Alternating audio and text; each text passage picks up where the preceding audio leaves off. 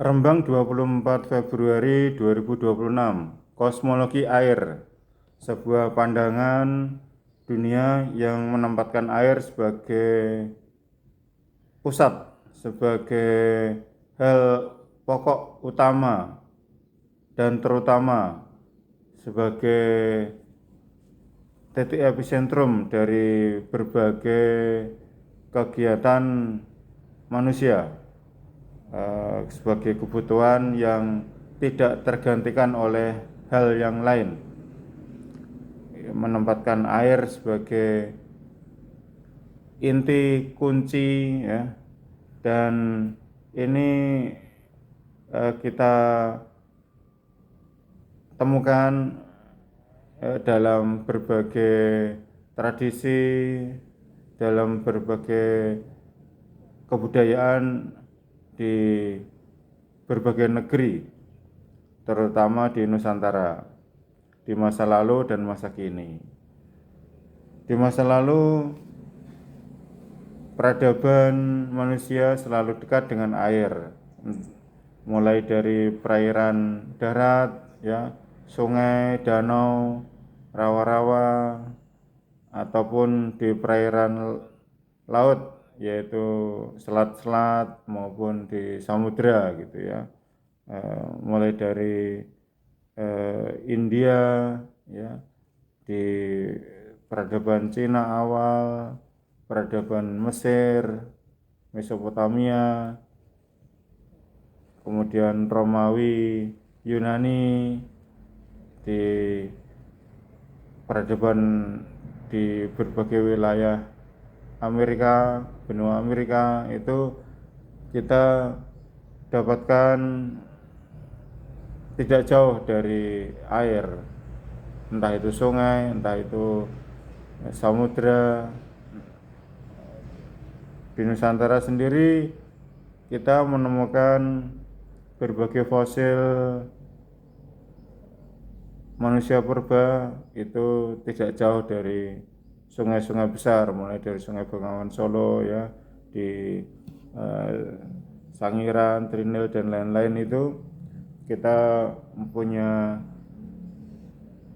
kesimpulan bahwa kosmologi air ini sejak zaman purba manusia sudah memahaminya, manusia sudah memilikinya hingga masa kini. Namun dalam belakangan ini, puluhan atau ratusan tahun belakangan ini, seiring industrialisasi, seiring perkembangan globalisasi, air tidak lagi dianggap sebagai halaman depan, tapi dianggap sebagai dipunggungi, ditaruh di belakang. Air tidak lagi dimuliakan sebagai suatu hal yang tidak tergantikan, tetapi dianggap sebagai barang yang bisa dikomersialisasi, dimonopoli sumber mata airnya, kemudian dijual untuk kepentingan individu maupun kelompok. Dan air juga mengalami marginalisasi yang sangat memilukan, ya, dihinakan, dibuangi sampah, dibuangi limbah beracun, dijadikan tak lebih dari pendingin untuk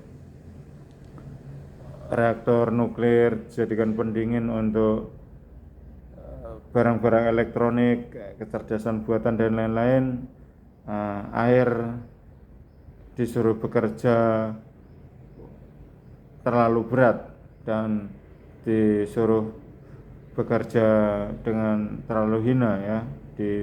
Kita lihat di berbagai desa, di sungai-sungai ini, sungai menjadi menyempit, tak terurus, terbengkalai, ditumbuhi tumbuhan liar, tidak teratur, ya, tidak terjamah, seolah-olah dijadikan tempat pembuangan sampah, jadikan mengubur atau membuang barang-barang yang tidak semestinya gitu ya, termasuk di untuk binatang-binatang yang membusuk dibuangin di sana. Jarang kita lihat sekarang ini sungai-sungai kita di desa-desa maupun di kota-kota itu memiliki habitat air yang seharusnya ya, seperti ikan, terus seperti memiliki kejernihan yang baik yang bisa diminum ya. Kita sudah kehilangan itu, masa lalu itu. Dulu di masanya sungai bisa diminum, di masanya sungai bisa menjadi alat transportasi. Karena kosmologi air zaman itu, warga manusia saat itu menempatkan air sebagai epicentrum utama, sebagai di dalam jam jiwa yang bersifat ilahiyah gitu ya. Air bukan hanya sebagai barang ya, tapi sebagai media untuk ibadah, media sarana ilahi gitu ya. Bahkan manifestasi keilahian gitu di dalam air itu sendiri. Semuanya sekarang sudah berubah. Di masa dulu air memang menjadi media ibadah itu di berbagai agama, mulai dari di Muslim untuk wudhu, untuk mandi, untuk media doa, ya, media penyembuhan. Di Nasrani kita temukan air untuk pembaptisan, ya. Begitu juga di Hindu, di Buddha, ya, air sebagai media untuk manifestasi keilahian lah ya di situ. Bagian dari ritual ibadah yang sangat penting.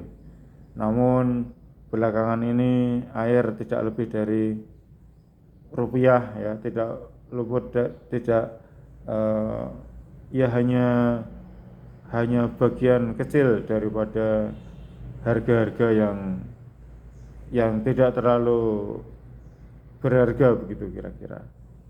Dulu orang kemana-mana bawa botol berisi air, sekarang kemana-mana orang bawa ATM ya, membawa uang yang bisa uang elektronik yang bisa dibawa kemana-mana. Suatu hal yang perubahan yang sangat mendasar, sudah mengalami abstraksi atau sudah perubahan-perubahan ini sudah begitu menempatkan air itu bukan lagi sebagai benda atau bukan lagi sebagai benda atau sebagai barang atau sebagai kebutuhan yang betul-betul mendesak, tapi sudah digantikan. Air seolah-olah sudah bisa dilipat menjadi uang, air dilipat bisa menjadi uang elektronik dan lain-lain ya, bisa dibeli di mana-mana, di toko-toko begitu ya, tidak lagi di sungai, tidak lagi akhirnya sungai terbengkalai kalau hujan, kebanjiran, kalau kering kekeringan gitu ya, karena air sendiri sudah tidak diletakkan di tempatnya, yaitu di sungai, di mata air maupun di perairan di laut gitu ya, tapi air sudah diletakkan di toko-toko, bahkan diletakkan di HP, tinggal klik bisa kirim ke rumah, bisa kirim ke kita gitu ya. Inilah mengalami perendahan yang drastis ya, sehingga krisis air yang kita hadapi sekarang ini ya, mengikuti krisis lingkungan terkait isu pemanasan global ya, penebangan hutan di mana-mana hingga sungai-sungai pun menjadi kering karena bagaimanapun hutan akarnya itu kan menangkap air hujan untuk di tabungan air di sana itu, di gunung-gunung maupun di hutan-hutan itu, untuk selanjutnya alirkan ke sungai karena hutan-hutan juga sudah banyak berkurang, sungainya juga ikut berkurang airnya. Dan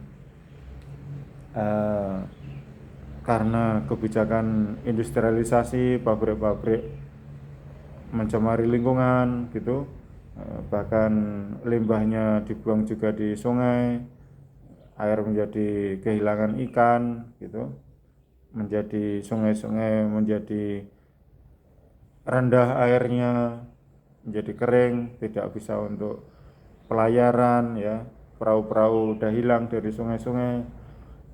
Krisis itu berkembang terus sehingga pemanasan global ya, lapisan ozon semakin tipis, kemudian lapisan es di kutub utara selatan semakin berkurang, airnya mencair gitu esnya, sehingga dikhawatirkan bumi ini sebagian dari pesisirnya ini akan mengalami kenaikan muka air ya, banjir rob di mana-mana. Di Indonesia juga kita sudah merasakannya, berbagai pantai sudah hilang, sehingga mau nggak mau kita harus melakukan rekayasa pantai dengan tanggul ataupun dengan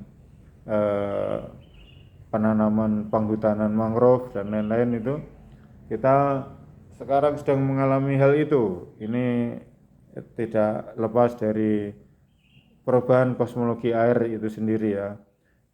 Jadi dalam kaitan ini Bahari ya, pemikiran dan gagasan Bahari itu menjadi kena gitu ya. Kita betul-betul ini memang bagian dari tuntutan sejarah itu, tuntutan eksistensi kemanusiaan kita, untuk kita kembali membawa air itu bukan hanya sekadar sebagai harga-harga kecil di kantong kita, di ATM kita, bukan, tetapi betul-betul kita bawa air sebagai air gitu ya.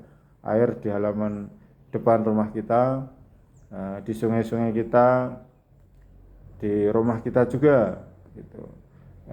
Dimuliakan, ditempatkan kembali menjadi sumber hidup ya. Dan inilah yang akan menjawab krisis di desa-desa kita, krisis ketika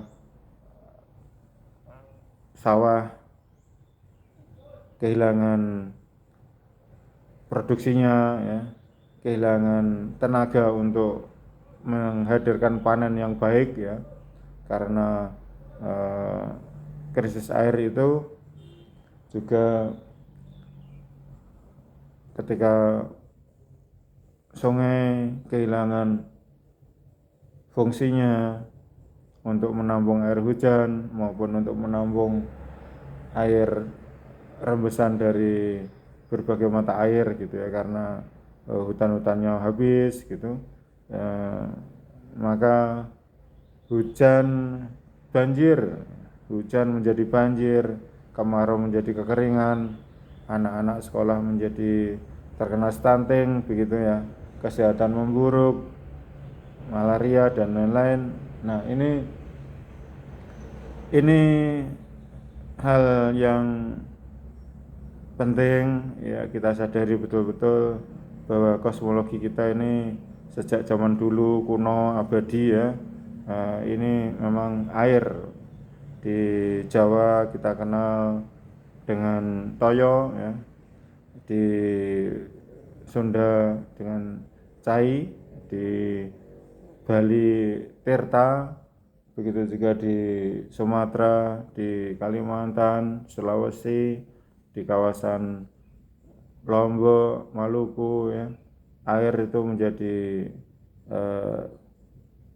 bagian yang tidak terpisahkan ya, bagian yang tidak bisa dinomorduakan. Kosmologi air ini mendahului pemikiran maupun kepercayaan apapun.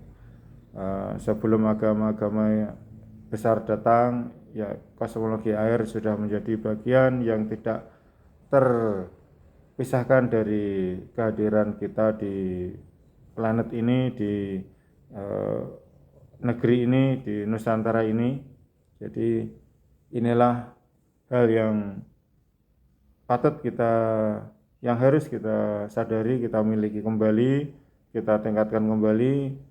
Kesadaran air ini harus menjadi kurikulum yang utama dalam pendidikan kita, ya. Ilmu bahari ini menjadi wakil, menjadi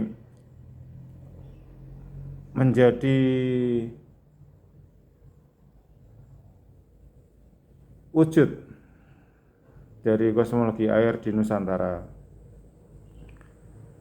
Ini bukan ajaran agama maupun ajaran kepercayaan apapun, ya. Ini memang kebutuhan ilmu pengetahuan. Ilmu bahari menempatkan diri sebagai pembawa kosmologi air. Ilmu bahari menempatkan diri menjadi penyalur atau menjadi pengumpul dari berbagai pemikiran, gagasan, gerakan yang ingin menempatkan air kembali menjadi dalam posisinya yang nyata dalam peradaban, ya, sebagai tulang punggung kota, air sebagai tulang punggung desa, dalam semua hal, dalam hal kedaulatan pangan, ya, ketahanan pangan, itu kuncinya adalah air, ya. Dalam hal kesehatan itu juga kuncinya air. Kita pengelolaan air, ya, termasuk penataan kota, struktur arsitektur rumah-rumah ini harus selaras dengan kepentingan air, ya, selaras dengan kepentingan pohon-pohon, ya, karena tidak terpisahkan air, pohon, tanah, gitu, ya. Itu tidak bisa kita pisahkan. Jadi harus diukur kembali jarak-jaraknya itu, spasi-spasi antara sungai, rumah, kemudian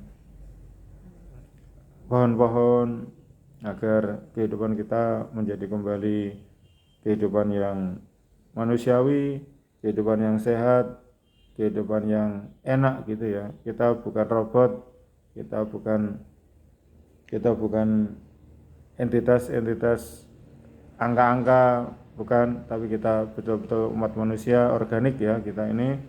Jadi kita kembali kepada kosmologi air, dan ilmu bahari adalah wadahnya. Ilmu bahari adalah wadah dari kosmologi air itu, yang kita sadar betul, ya, apalagi kita di Nusantara, kita kosmologi gurun, kosmologi benua, ideologi-ideologi besar itu monggo mereka berkembang di negara asalnya, di tempat asalnya, tetapi bahwa kita di kepulauan ini yang dilintasi oleh garis khatulistiwa, kita memiliki hujan yang banyak, ya, kita memiliki matahari yang setiap hari ada di atas kepala kita, kita punya gunung-gunung yang subur, yang aktif, yang menyuburkan pertanian, ya. Kita gunung-gunung itu sekarang menjadi pulau-pulau, ya, setelah pencarian es, ya, setelah zaman es berakhir, gunung-gunung menjadi pulau, sungai-sungai menjadi selat, ya, dan rawa-rawa menjadi danau, gitu. Kita sudah sadar betul bahwa manusia perahu, bahwa manusia tanah air kita ini adalah tanah air yang memang perairan gitu ya. Kita ini kepulauan, negeri pulau, bahkan wilayah kita ini lebih banyak wilayah perairan daripada daratan. Kita sadari itu dan kita bawa itu bukan hanya dalam mimpi-mimpi tapi dalam tindakan nyata. Benahi desa-desa, benahi kota-kota kita dengan kosmologi air ya, dengan ilmu bahari, dan kembalikan kejayaan kita sebagai bangsa perahu, sebagai peradaban maritim yang layak menempati kepulauan ini ya, benua Nusantara, era bahari.